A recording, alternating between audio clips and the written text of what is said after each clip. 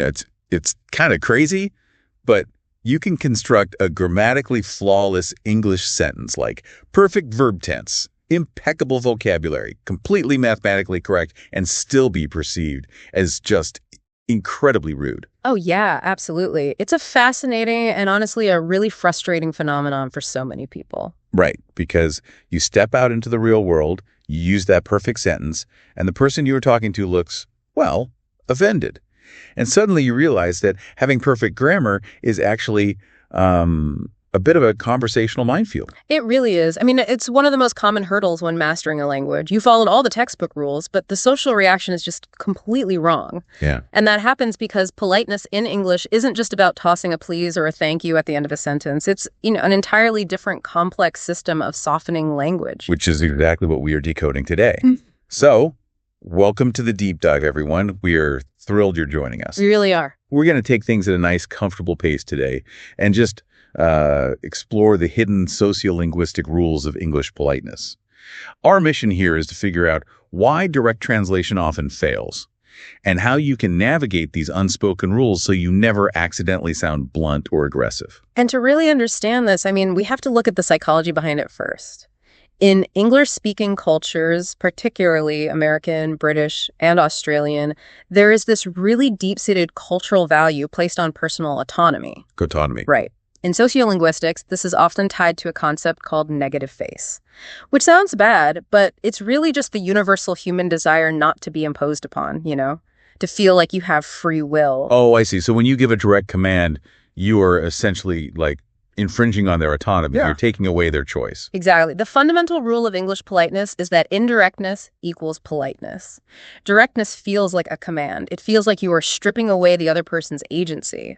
Whereas indirectness, on the other hand, creates an illusion of choice. And that shows respect for their boundaries. Okay, let's unpack this because it makes me think about the mechanics of a car. A direct request is like driving a car with no suspension system over a really bumpy road. Oh, I like that analogy. Right. The bumps or the requests are the bad news. And without suspension, the passenger feels every single jolt. It's uncomfortable, maybe even painful. So indirectness is the suspension system. You're still driving over the same bumpy road, but the language absorbs the shock, so the passenger barely feels it. That is a much more accurate way to look at it than just assuming indirectness is about being, overly formal or fancy. You are still delivering the request. The bump in the road is still there, but you are managing the impact. Let's look at some real-life scenarios to see the suspension system in action. Imagine you are in an office and you need a document. The direct version, which feels incredibly abrasive to a native speaker, is just, give me the report. Right. It feels like a slap. And the indirect, polite version is, could you give me the report, please? It's a massive difference in feeling. Or consider a simple environmental request. Direct would be, close the window. Yeah, and the softened and indirect version is, would you mind closing the window? And here is a classic for anyone visiting a cafe or a restaurant. The direct version, I want a coffee. The polite version, could I get a coffee, please? It seems counterintuitive, though, doesn't it? I mean, if we're at work or even just ordering a coffee, shouldn't efficiency be the priority? Why dress up a simple 3-word request in 10 extra words? It's a great question, and honestly, it's a major source of culture shock for people coming from cultures where directness is seen as a sign of honesty and efficiency. But in Anglo cultures, relationship preservation is the efficiency. Yeah, that makes sense. Yeah, if you bruise someone's ego with a blunt command, if you say, I want a coffee to a barista, you sound like you are treating them like a servant. You introduce social friction, and that friction actually slows down communication and damages the rapport. So those direct versions, give me the report, close the window, they are reserved for very specific contexts, right? Because they aren't grammatically incorrect. Not at all. The grammar is perfectly fine. Native speakers do use direct language, but typically only in a few scenarios. An absolute emergency, for one. Right, like yelling, stop the car. Exactly. You don't say, would you mind stopping the car, please? You also see directness with extremely close family members where the relationship is completely secure or, in environments with a strict understood hierarchy, like a sports coach giving instructions to a team. Yeah, that makes sense. But in everyday interactions with coworkers, acquaintances, or service workers, directness is highly offensive. Okay, so knowing we need to build this suspension system is one thing, but how do we actually construct it? We need a a practical toolkit for everyday life. The foundational tools in that kit are modal verbs. These are basically the building blocks of polite requests. We're talking about words like could, would, and might. Let's explore the mechanics of why those specific words work. What is it about the word could that makes a sentence polite? It's all about creating distance. When you say, you must help me, you are living in the present reality. It is a demand happening right now. Right. But when you use a modal verb and say, do you think you could help me? Or would it be possible to help me? You are moving the request into a hypothetical reality. You are asking, in a theoretical world where you have the time, would this be possible? Oh, wow. That hypothetical distance is what creates the illusion of choice. There is a structural trap here we should point out, though, because it trips up a lot of learners. The phrase, would you mind, is incredibly useful for creating that distance. But grammatically, it requires a specific follow-up. It has to be paired with an ing verb. Yes, the gerund form. So you say, would you mind waiting a moment? You cannot say, would you mind to wait a moment? It is always, would you mind waiting, or would you mind closing the door? And the reason for that ties right back to what we were just discussing. You are essentially asking, do you have an objection to the concept of waiting? The ingem verb turns the action into a concept, which adds, yet another layer of softening. That brings us to another fascinating tool in the kit, which is hedging. We see this heavily debated in corporate environments all the time. People pad their emails with words like just, maybe, a bit, I think, or actually. Oh, yeah, constantly. And a lot of modern leadership advice claims this makes you sound unsure or weak. Wait, if I use words like just or a bit, doesn't that make me sound unsure or weak? What's fascinating here is that it's a really common critique, but from a sociolinguistic perspective, hedging is not a sign of weakness at all. It is a sign of high social awareness. Really? Yeah. When you are operating in an English-speaking professional culture, these words do not dilute your core meaning. They simply act as a buffer. So if I say to a colleague, I am a bit confused by this data, I am not actually saying my confusion is tiny. I might be completely lost. But saying I am a bit confused prevents the person who compiled the data from feeling defensive. Precisely. Or if you ask, could you just check this document for me? The word just doesn't mean the task will only take 2 seconds. It is a social signal that says, I recognize I am interrupting your day, and I am trying to minimize my imposition on you. Oh, that's so interesting. It makes the other person much more willing to help because they feel their time is being respected. It shifts the power dynamic. By minimizing the demand, you paradoxically increase the likelihood of getting what you want. But, it is relatively easy to be polite when you're asking for a small favor, like a coffee. How do we navigate situations that are inherently uncomfortable? Disagreeing with a boss, for instance. We can't just hedge our way out of a fundamentally opposing viewpoint. Disagreement is where these rules become an absolute professional lifeline. In many English-speaking cultures, looking someone in the eye and saying, you are wrong, is considered highly confrontational. It is almost a social taboo in a corporate setting. Because it's a direct attack on their negative face. Right. It challenges their competence. Exactly. So the strategy is you validate before you contradict.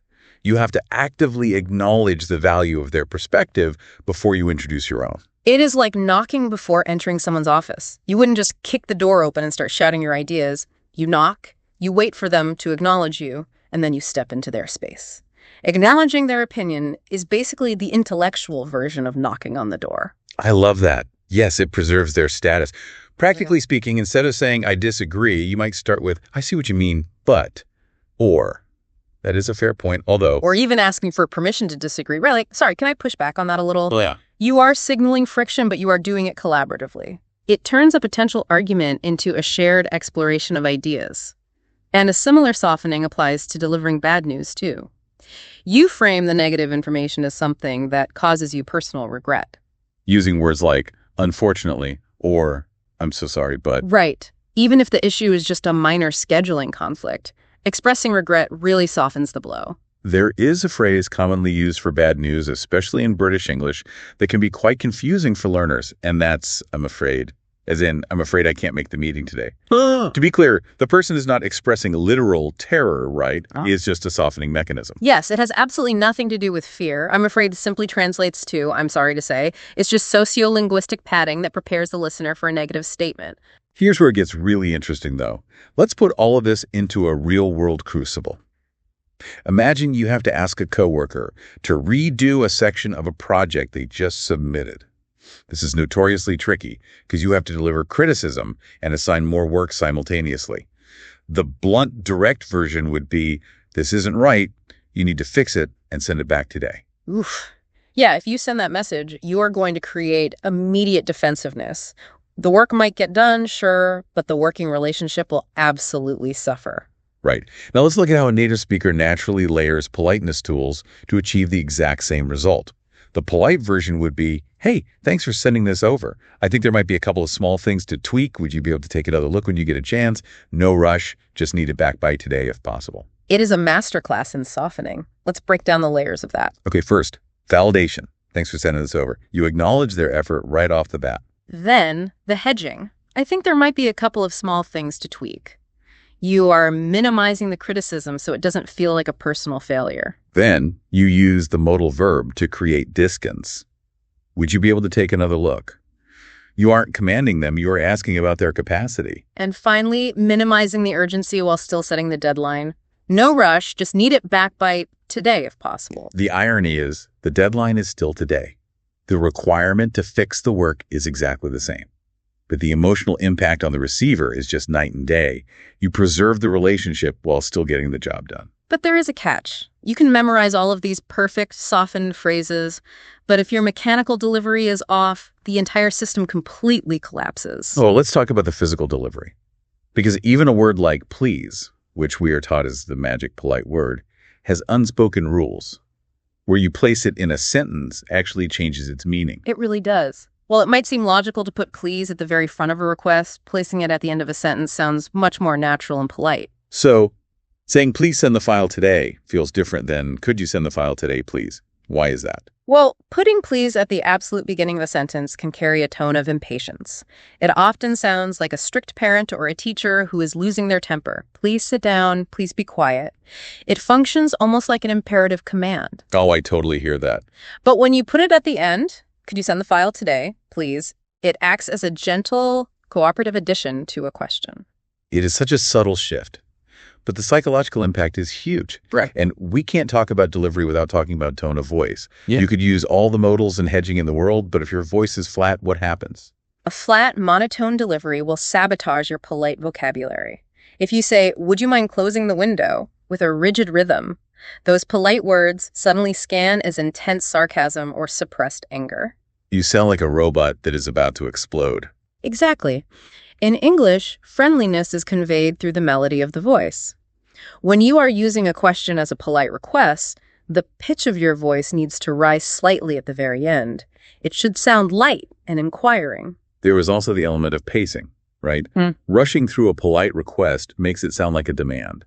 Adding a tiny micro pause before you ask the question signals that you are considering the other person's time. It all comes back to signaling respect. Now, it is worth noting that while these core principles apply broadly across English-speaking cultures, the application does vary slightly depending on the region. Right. So what does this all mean for different English-speaking countries? Is everyone polite in the exact same way? We hear a lot about British indirectness, for example. How does it compare to, say, American or Australian English? British English is famous for taking indirectness to an absolute art form. They rely heavily on understatement. If a situation is an absolute disaster, a British person might describe it as a bit of a bother. So if you cook a meal for a British friend and they say, it's not bad, you shouldn't be offended. Not at all. It's not bad. Often means it is exceptionally good. British English also utilizes preemptive apologizing as a social lubricant. You will often hear a British person say sorry when they need to pass you in a hallway, or even if you accidentally bump into them. That's funny. It is not an admission of guilt, it's just a way to smooth over a tiny social disruption. And American English. The stereotype is that Americans are much louder and more direct. Americans are generally more direct in getting to the point than the British, but they compensate for it with high levels of warmth and enthusiasm. They rely heavily on friendliness markers. So an American might get to the request faster, but they will wrap it in casual intimacy, like, hey, how's it going? Would you mind grabbing that for me? Thanks so much. I really appreciate it. Ah, I see. And Australian English tends to sit somewhere in the middle, right? Mixing a very casual, egalitarian vocabulary with these traditional polite structures. They might use highly informal slang, but they will still employ modal verbs to ensure the underlying respect is there. Yeah, that's a great way to describe it. But the key takeaway for anyone listening is that you don't need to adopt a fake persona or memorize every single regional quirk. The goal is just to understand the underlying mechanics of negative face and indirectness. If you use the tools to create distance and offer choice, you will be fine anywhere. Let's consolidate this toolkit. To avoid the conversational minefield, we have to move away from direct translation and really embrace indirectness. We use modal verbs could, would, might to push requests into a hypothetical space. And we use hedging just a bit, maybe not to show weakness, but to demonstrate social awareness and minimize impositions. When facing friction, we validate before we contradict. We knock on the door before entering the intellectual space. And we pay strict attention to the melody of our voice, placing please at the end of our requests. Mastering the system definitely takes time, but it fundamentally transforms how people respond to you. It really turns resistance into collaboration. We want to thank you so much for joining us on this deep dive. Navigating a new language's social rules is incredibly challenging, but understanding the why behind it, what makes all the difference. It really does. It makes you wonder, though. Think about the most polite, respectful phrase you use to ask for a favor in your own native language right now. If you translated it word for word into English, would you be making a friendly request? Or would you accidentally be declaring war? That is definitely something to think about the next time you go to order a coffee. Thanks for exploring this with us, everyone. Keep practicing, and we will catch you on the next deep dive.